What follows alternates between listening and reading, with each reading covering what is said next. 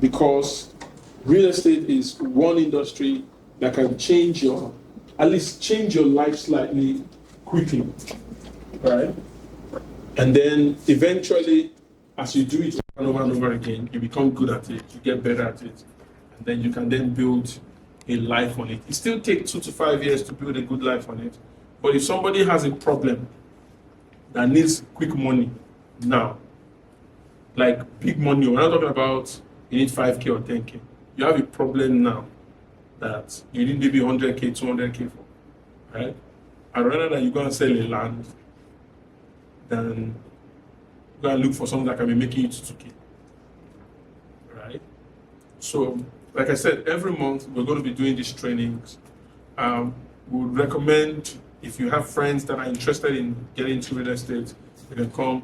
A lot of the trainings will be useful for them, whether they're in real estate or not, but it will help them, to be able to grow. Down the road, we want to have a large community of our people here. Why? When I started, I said, look, there's so many people selling real estate in the East that do not understand the East at all. And our opportunity is that we are a company that is domiciled in the East. We understand the market. We're doing business honorably. It'll be easier for people to trust us, to say, oh, this company is actually in the East. You can go there, you can verify, you can check out anything that you want to check, right? So, having said all of that, we'll do one quick training for us today on marketing channels. Melvis will be the one to handle it. The goal of this class is for you to figure out the different ways you can find people that can buy your products, right? And once you find that, you'll be able to figure out how to sell. And as you start selling, you'll be able to make some really, really good money. Melvis, are you ready? Yeah. Okay. Good morning, everyone. My name is Melvis Inhezonu. So we're going to be talking about, like you already said, identifying and tracking your marketing channels. But before we go into the different marketing channels that we always advise businesses to explore, I'd like us to first of all understand what marketing is, right? So first, I define marketing as all the efforts that we make to get our ideal clients or customers to know us, like us, and trust us. And so this essentially means that if you're able to do all three of this, you have a stronger possibility of getting people to get to the point where, in our case in real estate, they are willing to come for inspection. Now, when it comes to marketing, we have found that while we believe that marketing is getting people to know us, like us, and trust us, what we really want is sales. So then what sales would be now is, how do we convert the marketing assets that we have into a conversation that will get people to now pay us money? So what this invariably means is that if you get your marketing right, if from the very beginning you're able to figure out how to get the best qualified lead to be interested in talking to you, the chances of them being willing to close off and come for inspection is a lot higher, right? So let's say you have 100 leads, and of these 100 leads, about 80 of them have your money, they know you, and they trust you as a realtor, or they trust the brand that you're, selling to them. It means that if that conversation should at least have taken you about maybe 4 or 5 days to do, if you get all of these things right, that conversation could easily be a 2 days conversation that will close off, really fast. And so for us then, what we are wanting to talk about then would be, what ways can we right now get people to like us, know us, and trust us enough to want to do business with us?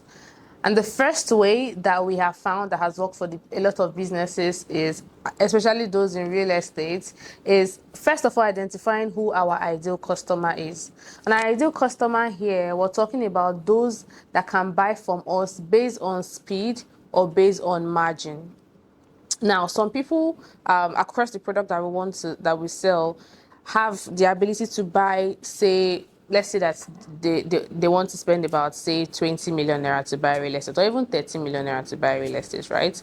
Within that 30 million naira, there's some people that would use the 30 million naira for just one land. Like they would put all of that 30 million naira into one plot of land, right? And there's some people that will want to split that 30 million naira now across buying 2 to 3 different properties.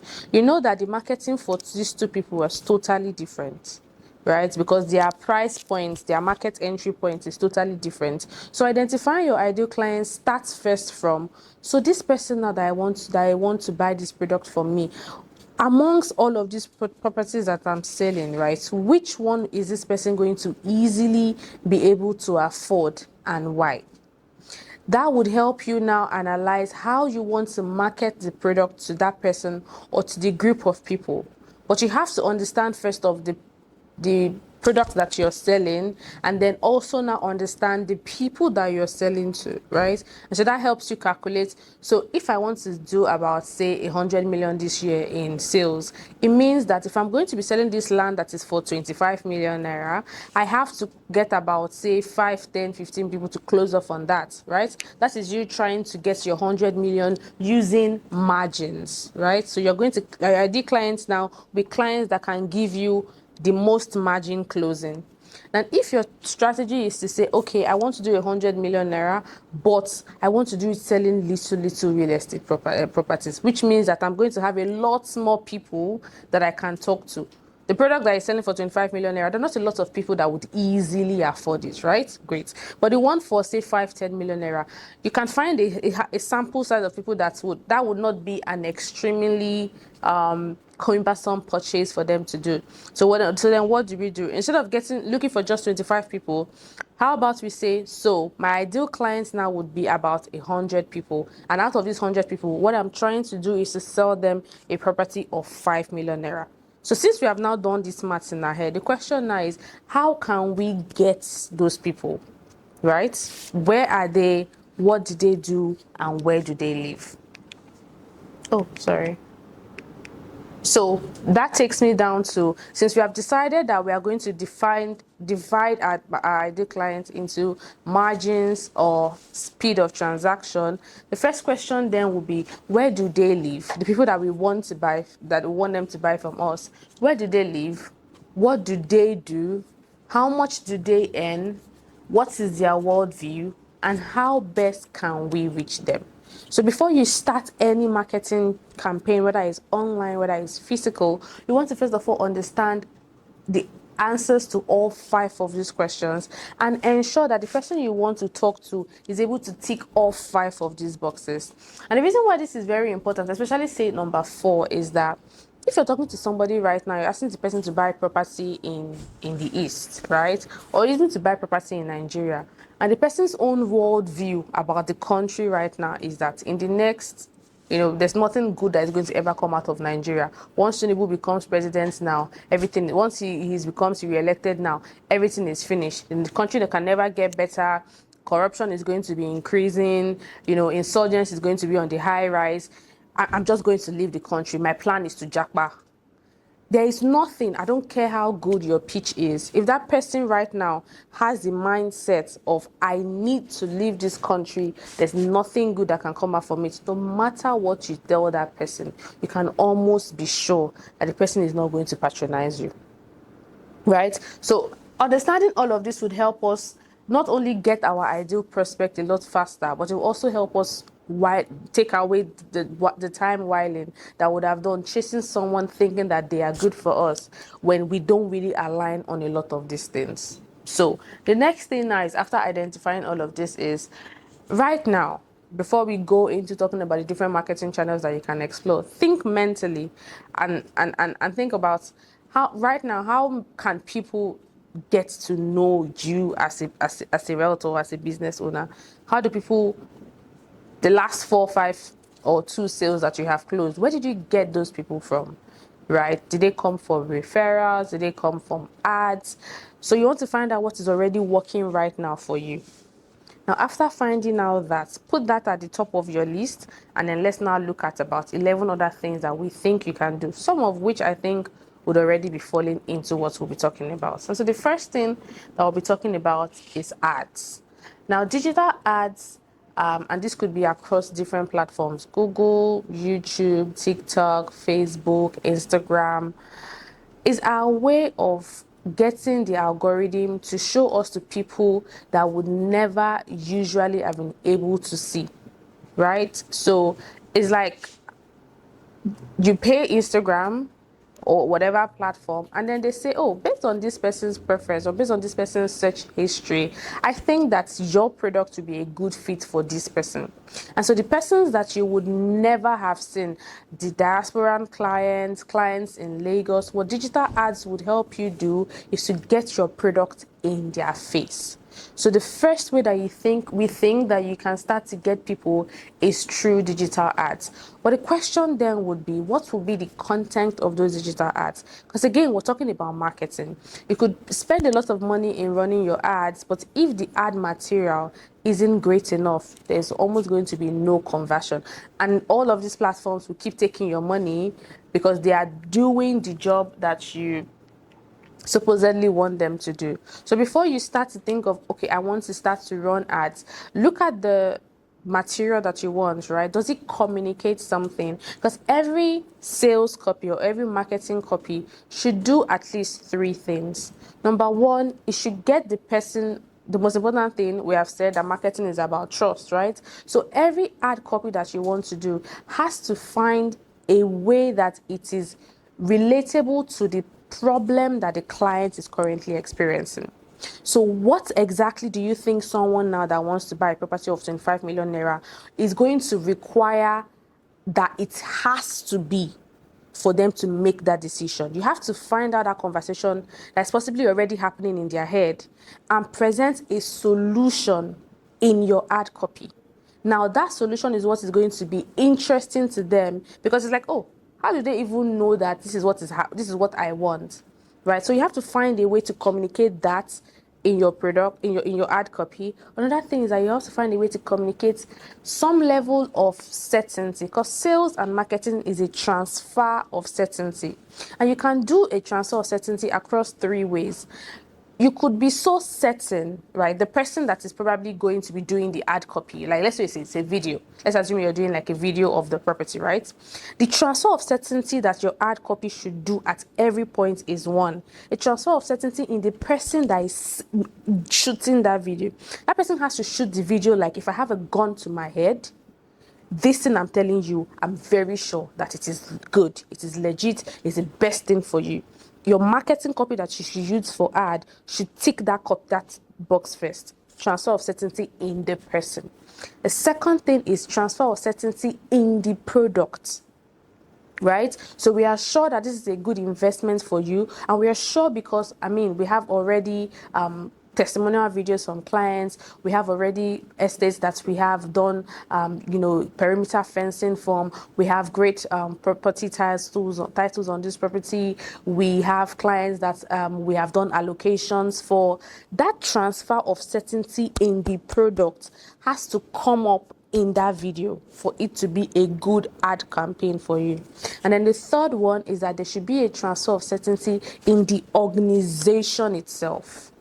Right? If your ad copy at any point is able to tick all three of this, you have successfully answered half of the questions that could be possible objections that the clients would have when they come into your lead flow. And this will also help you eliminate people that are not willing to buy at all, but are just looking to start petty conversations, right? Now, when your ad copy ticks all of these three boxes now, you now put it now on social media and add money to it. 100,000 naira, depending on what the marketing budget is, and then ensure that you have really salespeople now to call off that list. So we don't want to just do digital ads just because of, or we need to do it. They say you can use it to get leads. Good. We need to do it with a particular objective, which is to get the most people across the different platforms and then optimize them enough based on just that digital ad to be willing to pay us almost immediately. right? Then the next thing would be referrals. Referrals is how many clients do you get from other clients? And this is something that at Limbsimple we have done for almost 10 years. This is one of the lifelines on which we run our business, which is it is easier for you to sell to someone based on the credibility of another person. There are so many things that a lot of us in this room have bought, not because we trust the person selling it, but because, I'm going to buy this thing because I trust that if Chiwendu tells me that this thing is good, it is good, right? So referral is you banking on somebody else's integrity. And so how do we go about referrals? So we're in real estate, right? The question then is, how many of our clients right now, after they have bought from us, do we have some form of incentivizing for them? Do we have a way of saying to them, thank you so much for, these sales. Thank you for trusting me with your, investment portfolio.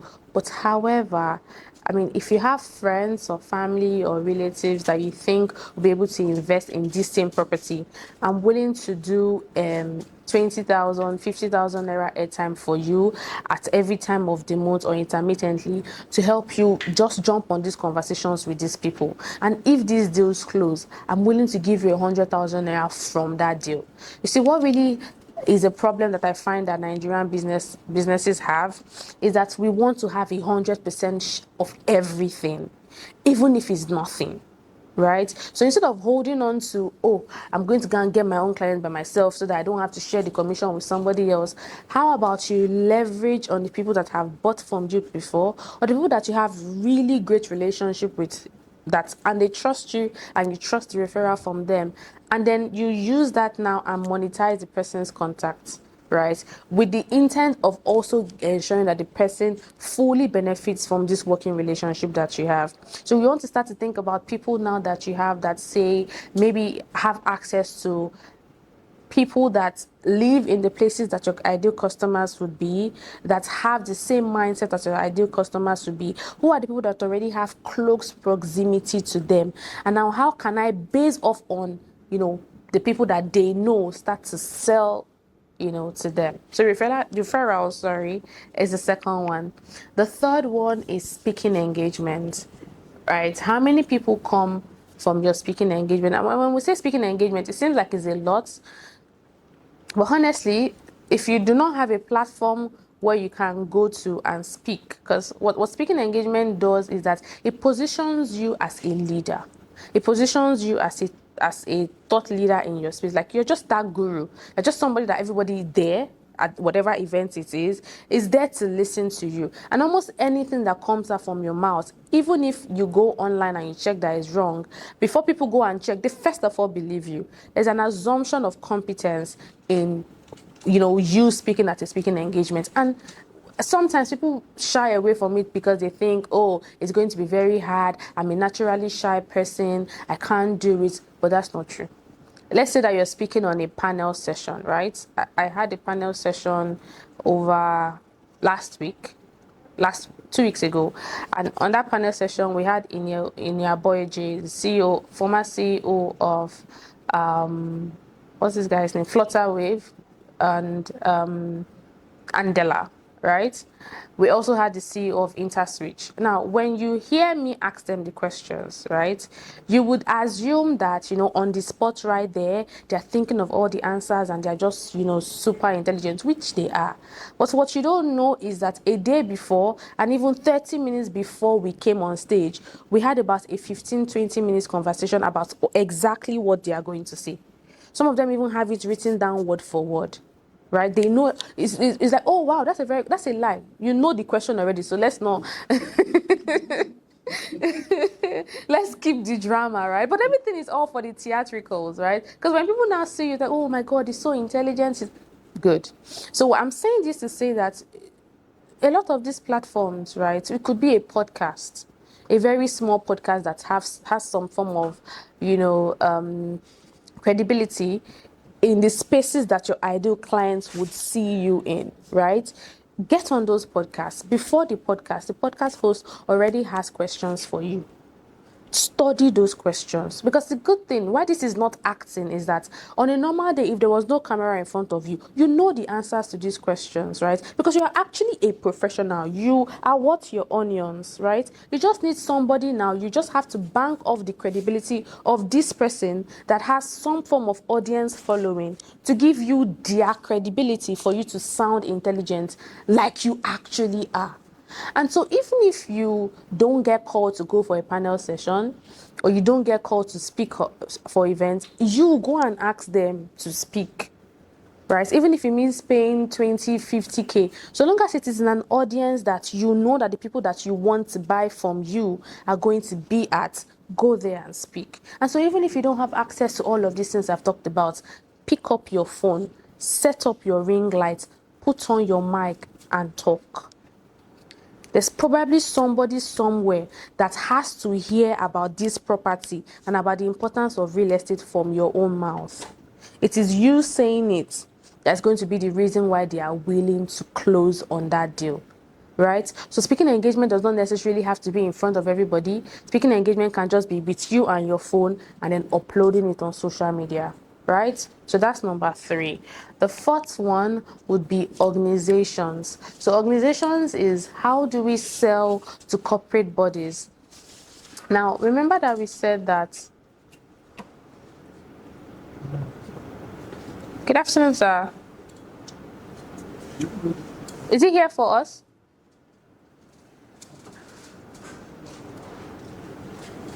Okay. So sales to corporate organizations, right? Remember that we said earlier on that you can choose your ideal clients as people that could get you to your sales target faster based on numbers, right? And then you can choose that based on people that can get you faster based on the quality or the quantity that they are willing to buy, right? Now, with sales to corporate organization, is finding a way to say, if it's going to take me to sell to do a pitch to 50 people individually, get on this call, do a conversation, and then I have to close about 5-10 people every day on a phone call. Selling to an organization, what it does for you is that it helps you narrow that down. You don't have to get on that sales call and talk to 50 people. If you're able to talk to 1 or 2 people in an organization that are decision makers, they would infer that this is good. If this person says that this thing is good, then the entire organization is willing to go ahead now and put in their money in that. So that could be pitching to big brands. That could be talking to a cooperative. That could be talking to a group of market women that are able to afford your products, right? So organizations is finding where people are already in a cluster and they have a structured leadership pattern where if I'm able to get the first person on that leadership structure to agree to buying or being interested in getting me to talk to the people, you automatically have someone that is going to open you up to a door of 100, 200 people. When you get into that room of 100, 200 people and you actually understand your product and you understand how to properly market, the chance of you closing 10, 15, 20 people from that crowd of 200 people is a lot easier than you going to go and look for 200 people, than you going to go and look for 10, 15 people individually, right? So the question then is, how do we start to sell to corporate organizations? It's quite simple. Look through your phones, right? Again, do I know people right now that are in some form of leadership positions that are my friends or that have close relationships with me? Or how often can I start to be in those halls where people that are in the corporate spaces are in, and can I start to foster those kind of relationships, right? Let's down the line we're going to talk about networking, right? But corporate bodies is always, if there's an event where an organization or a group of organizations and an entire industry is having a meeting, they're having a seminar, it's free, it's paid for, how can I be in that room? How can I start to have more relationship with HR managers? How can I start to have more relationship with CEOs, with COOs that have access to the kind of money, or their staff has access to the kind of money, or an organization that is just looking to start to get their companies get their staff to start investing in real estate. If your goal right now is to say, I'm going to try to look for ways to start 5 of those conversations or 10 of those conversations, and then narrow down, the chances of you getting 1 or 2 people interested enough to pursue, a sales with you is going to be larger. Especially because now we're not talking about just closing on one person. We're talking about how can we create a payment structure that allows 10 of your people, 20 of your people to access real estate at a very, very reduced price, right? So that's on corporate organizations. And then the 5th one is alumni. So alumni here is sales from past clients or repeat sales. Now with real estate, once somebody starts to buy real estate and they are enjoying the real estate that they are buying, and they see their return on investment and they trust the company, they would keep buying real estate. They might not just be buying from you anymore, but they are definitely buying again. So what we would always advise people to do is, if you have a client, right, that has bought from you before, and that you know that this client is actually buoyant enough to keep buying, how about you create something called a valuation report, right? If this person has bought real estate from you from Crystal Garden or from other real estate companies, how about you sit down and say, so in the past couple of years, over the past 4 years, you bought this property for us and you bought it at, say, 4.5 million naira.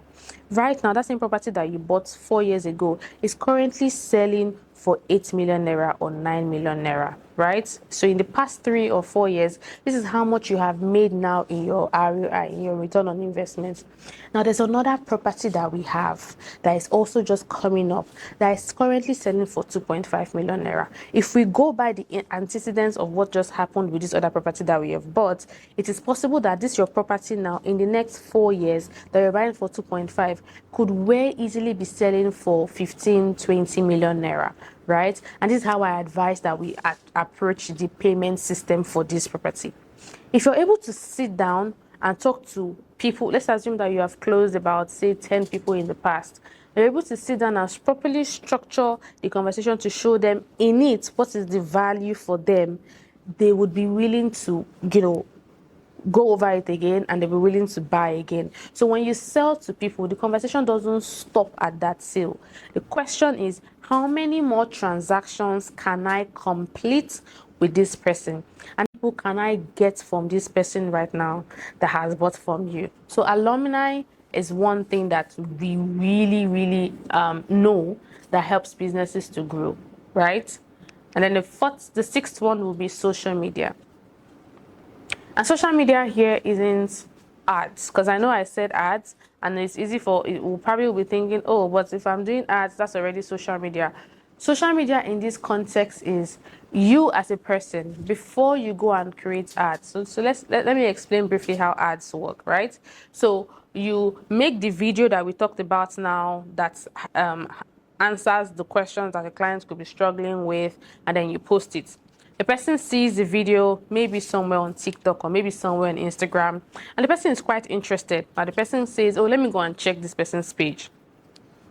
And then they go to your page and you have just like 3 posts up on social media, or the last thing that you posted before your ad video was sometime in February, or everything that they have on your page is just flyers and banners of properties, right?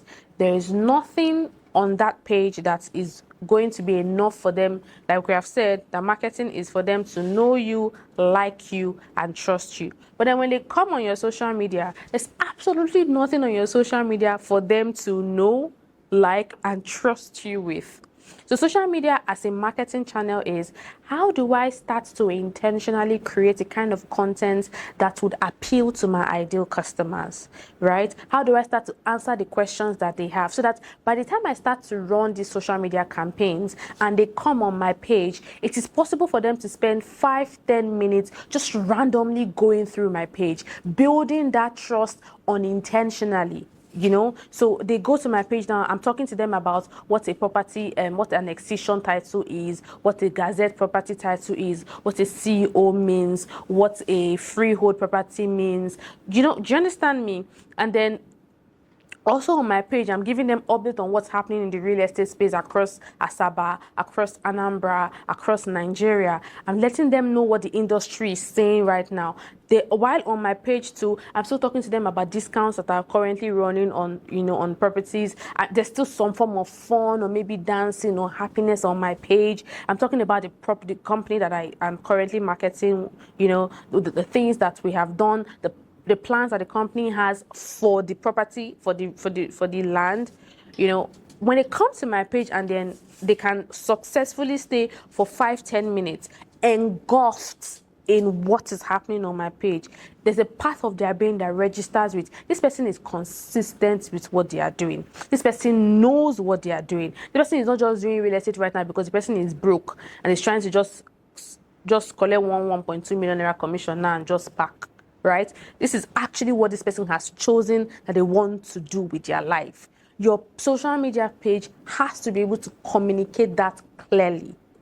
Now, what this will translate to now might not be immediate sales, right? But if your page is always that page that people come to and they leave and they have some form of insight, when they are ready to buy, there's a sense in which they will feel some form of commitment to you, right? Because in one way or form, you have helped them either avoid a mistake that they could have done, or you have built their trust enough in you and in the brand that you're currently selling.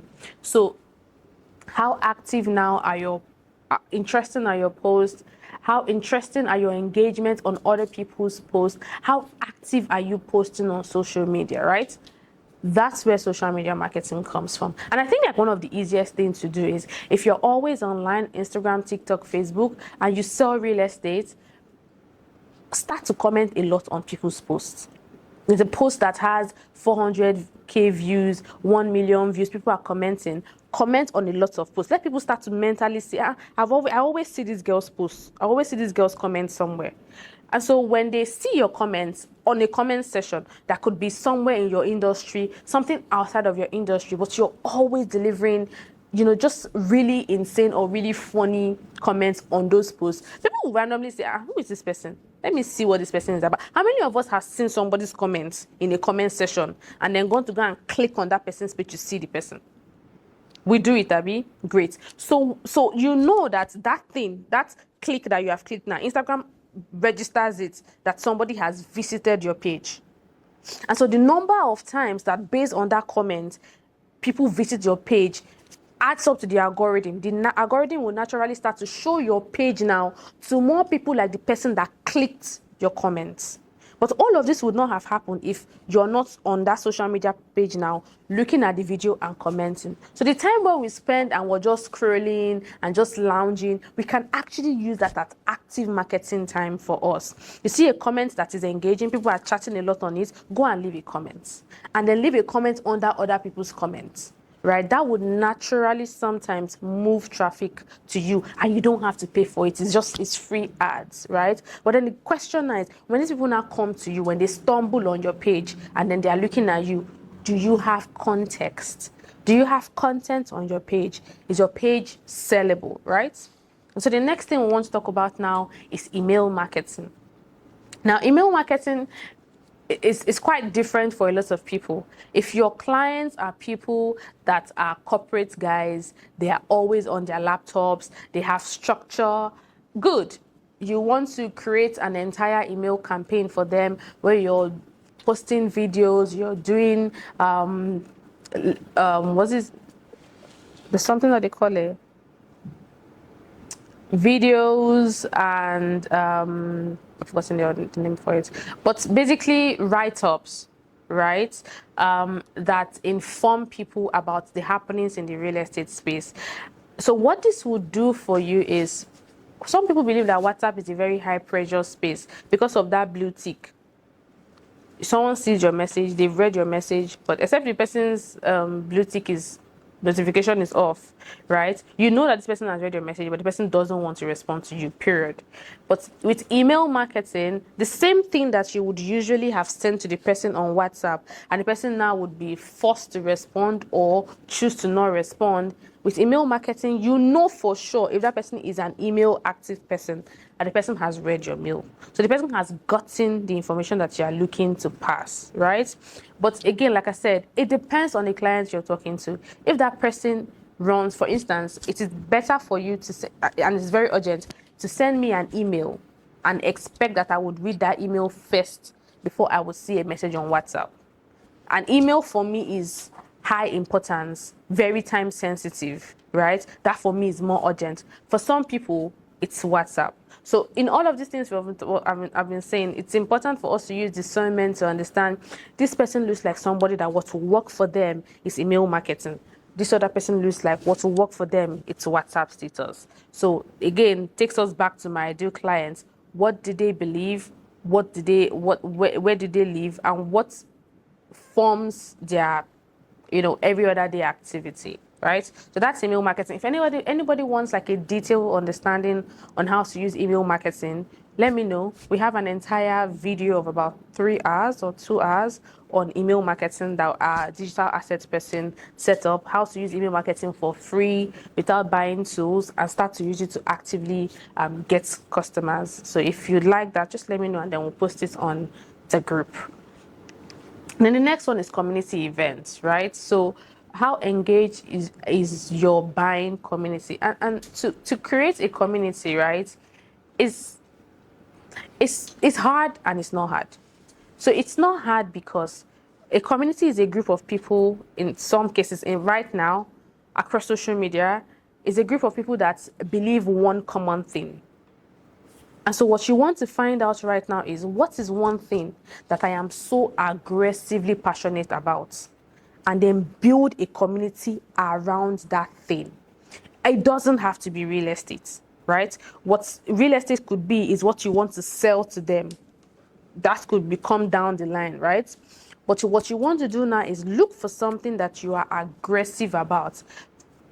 For instance, if I wanted to form a community, I'll form a community around fitness, because I am very passionate about fitness. Now, a fitness community, so people that are very particular about their health, a lot of them, because good health is expensive, we agree, Abby, a lot of them would have access and would be able to afford real estate down the line, or currently already be able to afford real estate right now.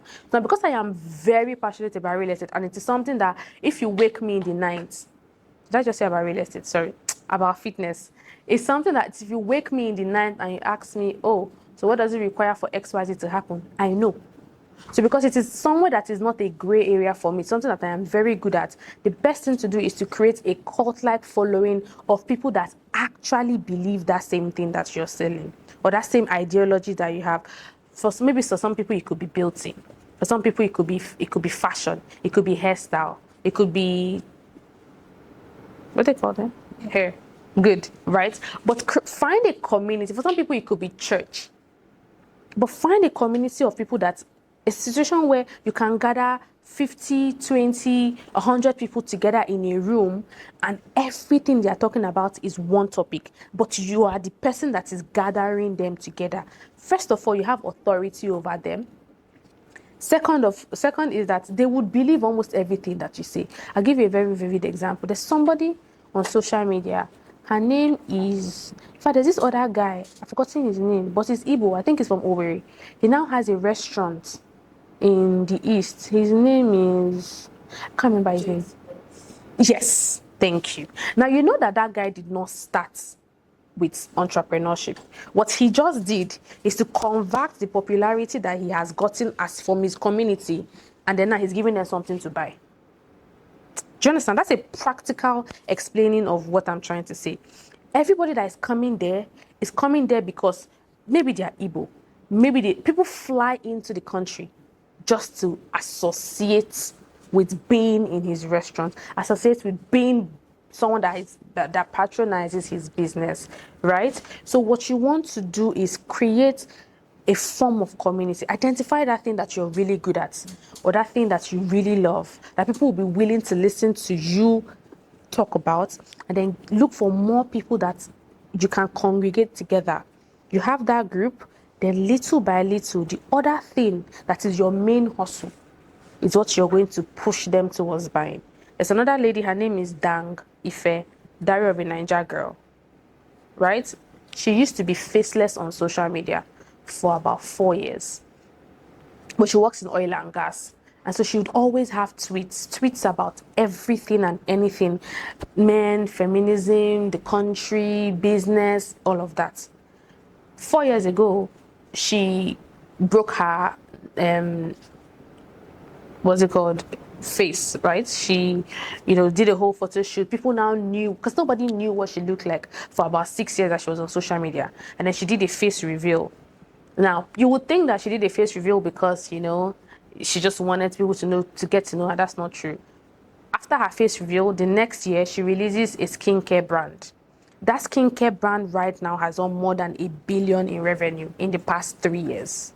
Because what did she do? In the past 6 years, she developed a cult-like following. You cannot on social media say anything bad about her and not have people come and be willing to say, where are you? Let's meet and fight. So what she has done now is across Nigeria, right now she has stores in London, in the UK, in Canada, in Australia, and in China. And all this thing is just Nigerians in these spaces, women, let's be particular, in these spaces across these countries and across Nigeria have now galvanized towards her. So anything she drops, she sells. She's selling a community now. Now, that community now that she has, she's now selling access into it. You pay 50,000 naira per month for you to have access to it. And then she's now getting speakers like Ibuko Awoshika, CEO of Access Bank, to come and talk to women. But again, all of this started, right, because she was passionate about something and she just kept talking about it. People that like that thing would come to her. When they come to her, she puts all of them in a group. Now, all of you in a group now are not talking about something. When she's ready to sell something, the first people that will buy from her will be those people that are already in her community. So if there's anything you're taking home from here, find that thing that makes you, that you're so good at, and start to build a community. Let them know that you're building. This is not as if that you're building a community around it. And when you're ready, sell that community to other people or sell to the community itself, right? And then the next one is drip list. Now, we're selling real estate. And so what that means is that sometimes somebody will tell you that right now, as I'm talking to you now, I'm in the bank. I'm doing the transfer right now. I just feel the teller, but that money never comes through. Right? Because that person is lying. The person is not in any bank. Right? But you see, drip list is you can't buy right now. I know that you have the capacity to buy, and I also know that you have a problem that I can solve, and you know that you have a problem that I can solve. I'm just going to wait for when the time is prime. And so your drip list are the people that will almost buy from you, but they did not buy from you, but they can afford to buy from you. What you should never do is to never lose those people when they don't buy. You want to constantly form creative ways to be in contact with them, right? And so that creative way could be, say that they are in, let's say that they sell markets, right? And then something happens around the market that they sell it, not to them, but around them. A random check-in message or call of, oh, I'm so sorry, I heard that something happened, close, but I just wanted to be sure that you're fine. Or something in their industry happens and you just send them a message, oh, I see that, people in the oil and gas are currently experiencing this. I just wanted to say, congratulations to your industry. You can't constantly message them and say, oh, I wanted to know, it's a new month, are you going to buy? No. Over time, they'll see your call and they will never want to pick because now you have become a bother. And you never want to become a bother as a realtor because they are not doing you a favor to buy real estate from you. You are doing them a favor because you're giving them access to a property that is always that's always going to give them a return on investment. That is going to be good for them, right? So that nobody should ever make you feel like, oh, that commission of 500K or 1 million that you're going to get is what you're after. No, it is a case of I know that this property is going to change your life, and I want you to do what is best for you right now and what is best for you in the future. When you position yourself during your pitch, after your pitch, and during your follow-up conversation as that person that is the gateway to them having the best investment of their life, at any point when you call them, there will never be a situation where they are going to be sluggish or they're going to feel like this person is a bother to me. So find creative ways to always be in contact with the people that you have spoken to before. Because here's what really happens, right? If there's ever a time when you've gotten on a call with somebody and in less than 1 day or 2 days, the person completely closes the deal, comes from inspection and pays, as much as we want to pride in our competence and, I jumped on this sales call, the person closed, you really almost did not, you are reaping where you did not sow. There's probably someone else somewhere that has done the foundation. If you're a Christian, the Bible says Paul planted, Apollos watered, and then God made it good. You are the one that is watering, you did not plant it. Somebody else has planted it. So you don't want to be in a situation where you have now done maybe 2 weeks, 1 week of pitching, the person seems interested, and then something happens, because life happens.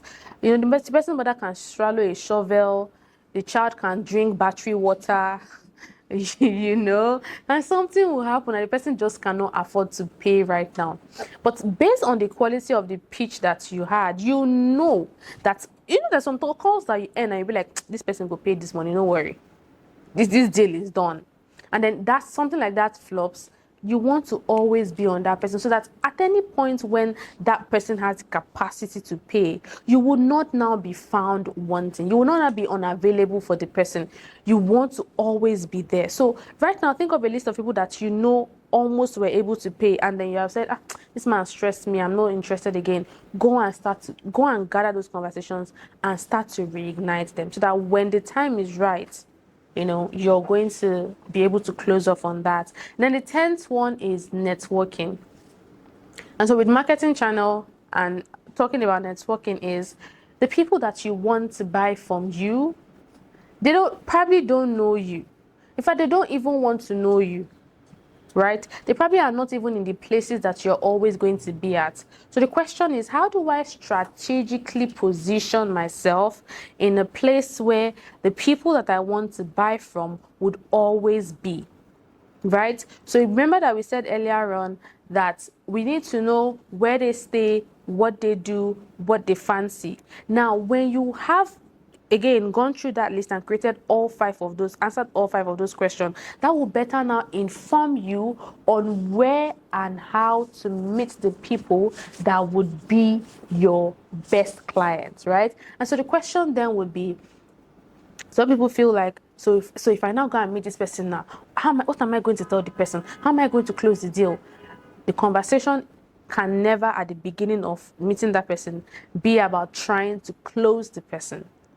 It's very much from the bat giving, I want something from you. And people naturally will build their defenses high up once they feel like somebody is an opportunist. So when you go and you are in a gathering where you're networking with people, the first thing you want to think of is, how can I be of value to this person? And so during that conversation with the person, you're first of all thinking, how much information can I gather from talking to this person? What you want to do first is to gather information. And so what that means is you're going to have to talk less and listen more. Because I know that the urge is always going to be, I sell real estate, I will do this, great. That's really beautiful. But at that point, that's not what the person is looking to hear. That's not what you need. What you need to do is to know as much about this person. From that conversation, you want to now gauge, is this person going to be amongst the client that can do 5 million, or can this person do 25 million? Is this person someone that is going to be leaving the country soon? Does this person have real estate already in this location? All you have to do is to be able to ask the questions that will get that person to open up.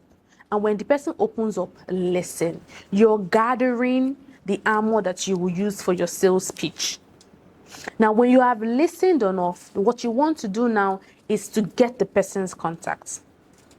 And in 24 hours, you should be willing to, base off on that conversation and your ability to listen well enough, send a message that reminds the person of who you are and leaves the ground for you to be able to meet up with the person again or jump on a call the next time.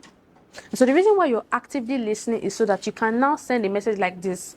Thank you so much it was really nice meeting you. I really enjoyed our conversation around XYZ. I don't know if it's a possibility that you'll be looking or able to jump on a quick call to maybe explain this a little further to me. What this means is the person now knows that you were attentively listening to them.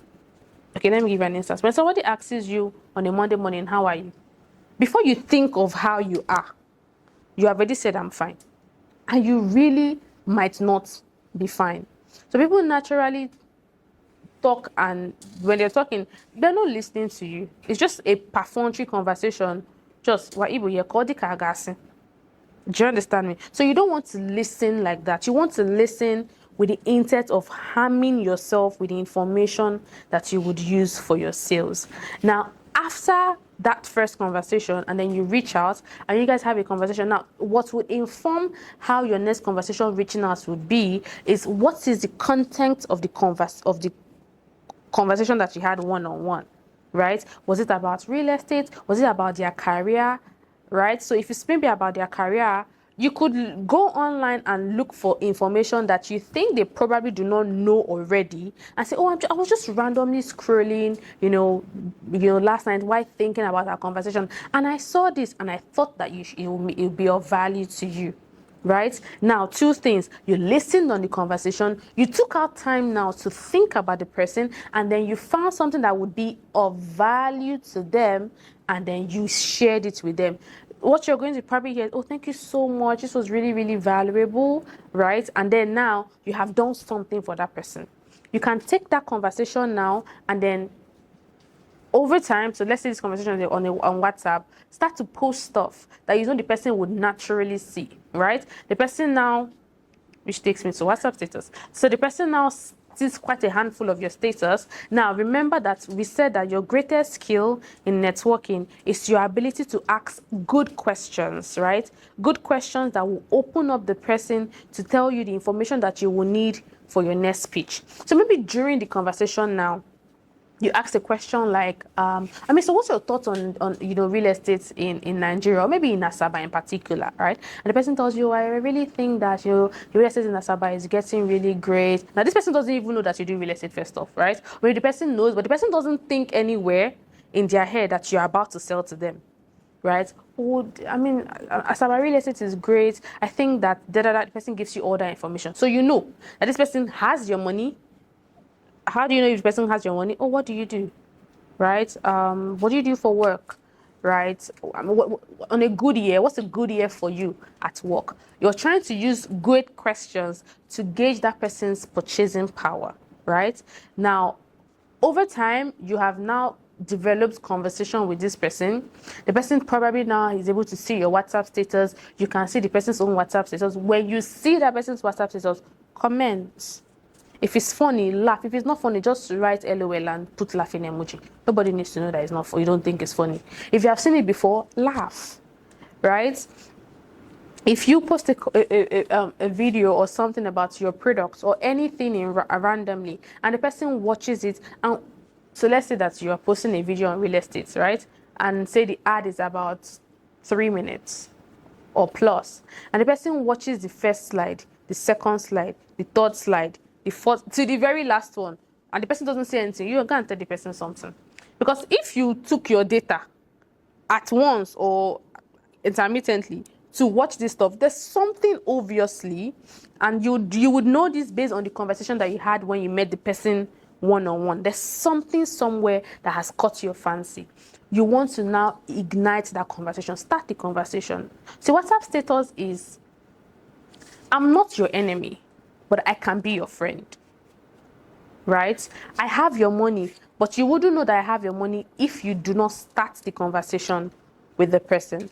And so WhatsApp status is very intimate type of, is the most intimate type of social media, right? So use it. right? And be very intentional about what you are curating. Some of us just post anything because it's my status. It's your status, but right do on Instagram, and it can reach like a very wide range of people. So that WhatsApp in itself is a market. Whether you're using the business WhatsApp or the normal WhatsApp, that in itself is a market. So you want to curate how you show up there. Are there days when you're really funny? Are there days where you're actually up there and you're giving value, on your status?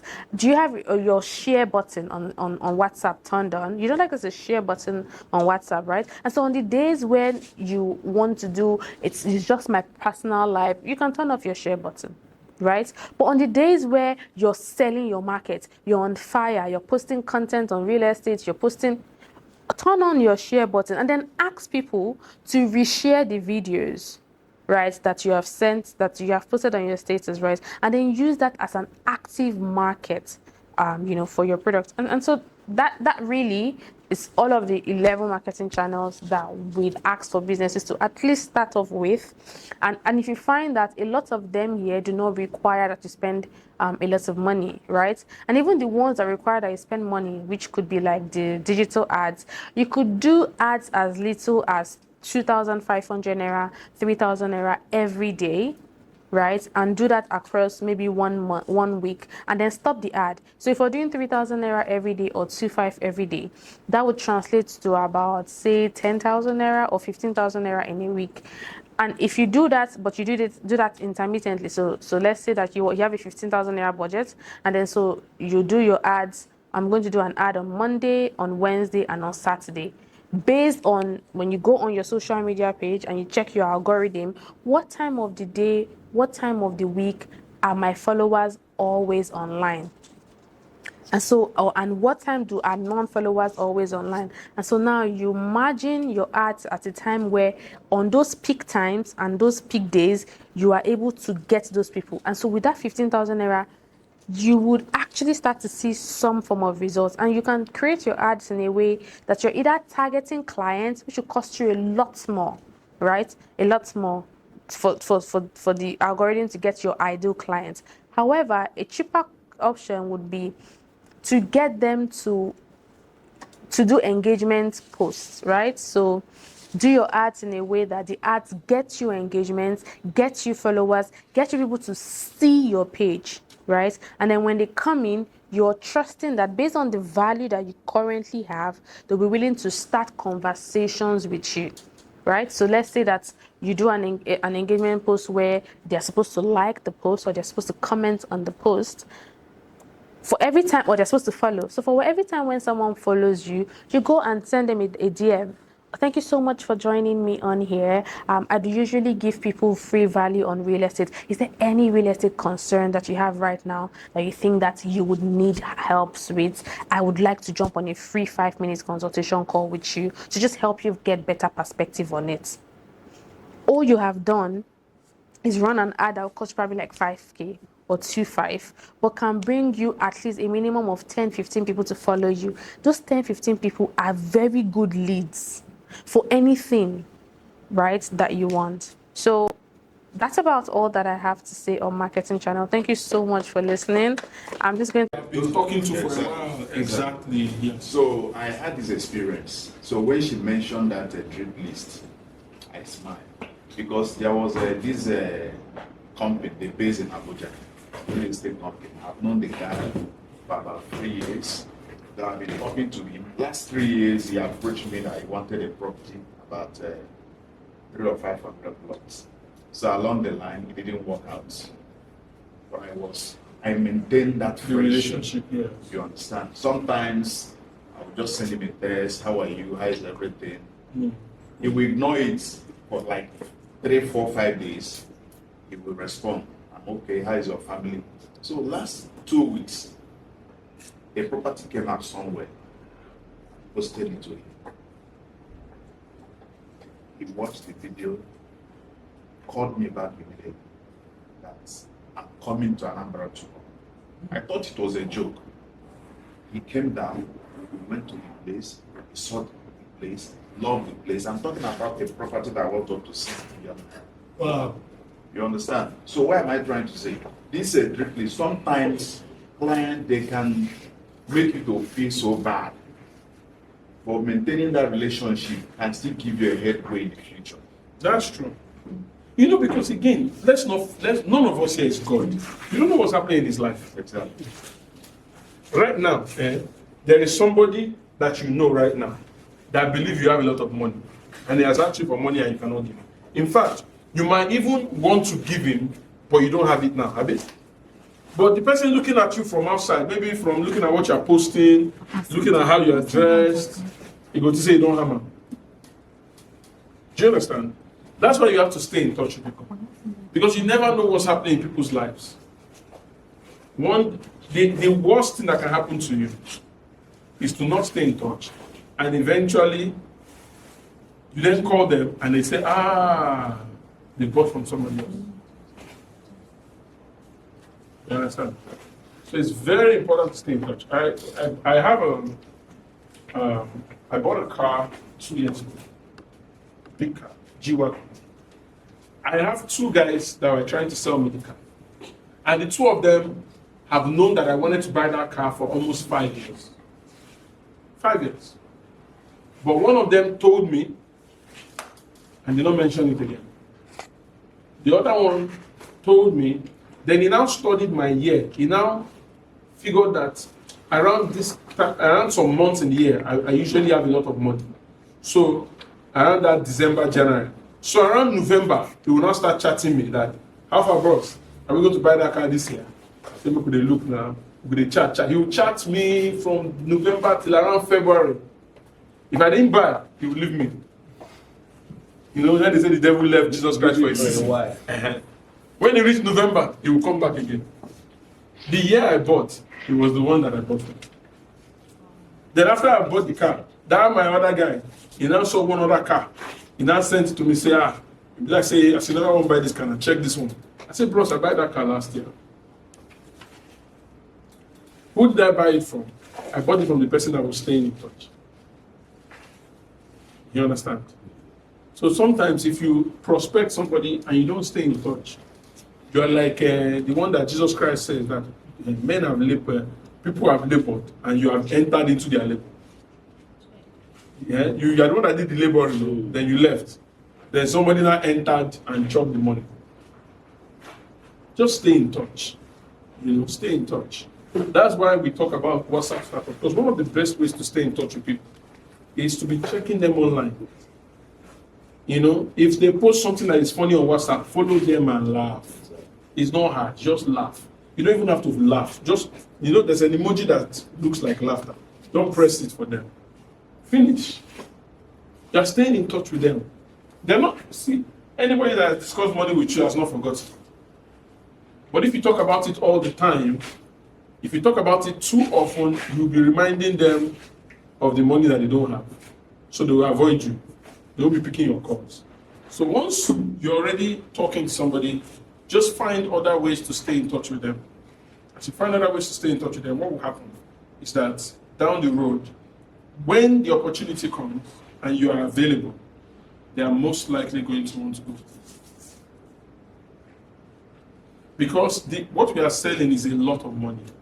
And sometimes people need to plan to be able to buy it, right? Yeah. Do you understand? Like, if somebody tells you to buy something of 70 million now, can you buy it now? You have to plan it now. Sometimes you need to wait, move things around, or you need to tell them, wait until next year when some of them are expected. The problem is, most people don't know how to tell you that you need to wait. They'll just be telling you that, don't worry, you see it, it's coming. But in their life, they can't do it now. So having said that, Dr. Simon is going to talk to us about some of the products that we have, right? Yes, he'll talk to us about some of the products that we have, and we'll close the meeting. I don't know how long do you want to talk?